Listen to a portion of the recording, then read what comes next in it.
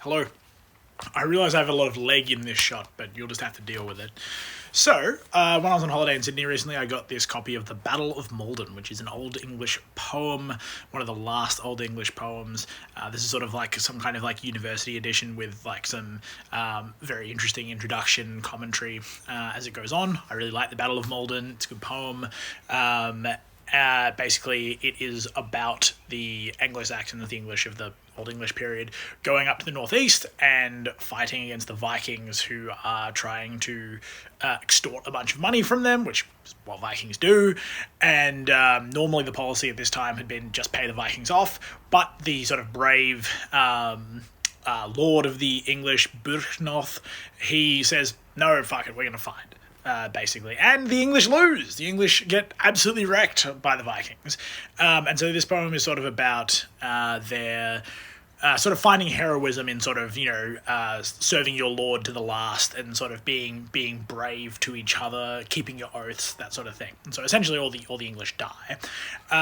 But towards the very end of the poem, there is this great speech by Berchtwald, who is one of the English men, because Byrhtnoth has died quite a while ago in the poem, and he's sort of, exhorting his fellow soldiers to sort of keep fighting to the last. Basically, they're expecting to lose. They're not expecting to win, but he's just geeing them up essentially. So I'm going to read it in Old English, and then I'm going to give you my sort of off the cuff translation, which I've got some Old English knowledge, but I'm sure you can quibble with some of the details. Start again. Byrhtwold motherlode, bord havenode, se was aldjenad, ash aquechte, he full bald liche beornas lärde, hie shall de herdra, heorte de kenre, mod shall de mare, de ure meien lutlath. Herlith ure aldor, al for hauem, God on greote. A megnornian se the nu fram this wee playan wendan thentcheth. Icheum frod feores, from ich neville, ac ich me behalve minum hlavorde, beswa leovan men ligyan thentche. So my off-the-cuff translation, at the start it says, Byrhtwold speaks, lifting up his shield, and that he was sort of old service, like he's been doing this a long time, holding his spear up as well, and he very boldly speaks to the men, teaches them. And the very famous part here at the start, which I gave my best gravitas to, is that mind must be the harder, heart the keener, is sort of the modern equivalent, heart the keener, and spirit the greater, because our strength lessens. So that's very, very beautiful. That's hie shall de hardra, heorte de kenre, mod shall de mare, de ure meien lutlath. Really, really love that part. And he says, after he sort of delivered that punchy start, he says, here lies our Lord all cut down, essentially. Good on the ground is how I read that. Again, I might be wrong about some small parts.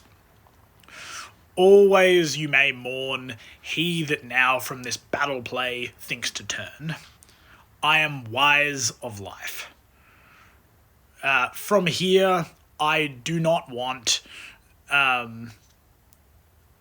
anything but me by the side of my Lord to be. That's sort of how I read that part. That part, yeah, is a little bit trickier, but I think he's saying something like, now I don't want to do anything but be by the side of my Lord, and with so dear men, think to die, is sort of how I read that as well. So the end gets a little bit more wordy, and my Old English is not perfect or anything like that, but I really enjoy this sort of last speech here.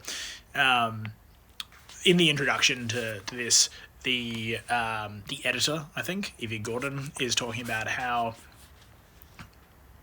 he doesn't feel that the deaths of the Englishmen and their speeches before they die, because there's a lot of speeches before these people die, are overstated. That they sort of feel like what someone being very brave might have said, because this poem was written quite soon after the actual battle, likely by a poet who did know these people, possibly like a court poet of the Lord Buchnoth. So I think that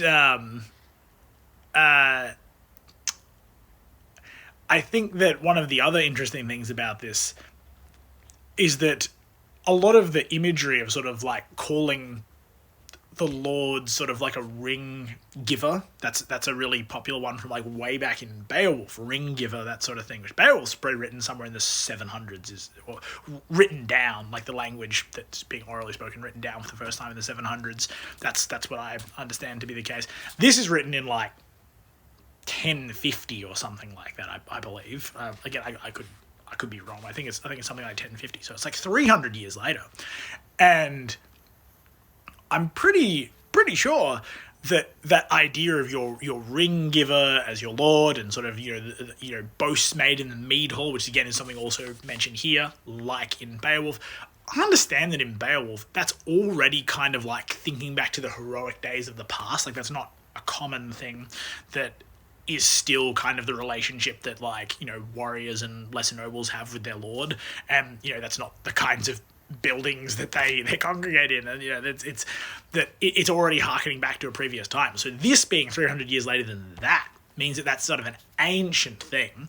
And I really liked what, I think it's Jackson Crawford who said this when he was talking about the Battle of Maldon on one of his YouTube videos, was saying that the way that this is sort of like archaically rendered poetically, essentially, like talking again about the ring givers and this kind of this sort of honor, like loyalty to your lord, is kind of like if someone went to Vietnam and they describe it in a poem or in a story as being that that we were like knights, that like talking about like chivalry, or even like describing wearing steel armor or using a sword or something like that, which you can see there's obviously very different modern ages. We can understand that. So that's kind of how this probably would have come across to people here. It's sort of turning this more modern conflict into this heroic callback to old age, like a heroic age beforehand. So really enjoy the Battle of Maldon. There's nothing particularly special about this book. It's just a nice little thing. I think this is printed quite a while ago, maybe like 40 years ago or something like that, but found that in a secondhand bookstore, and really fun to read through that. I'm going to be treasuring this for a long time.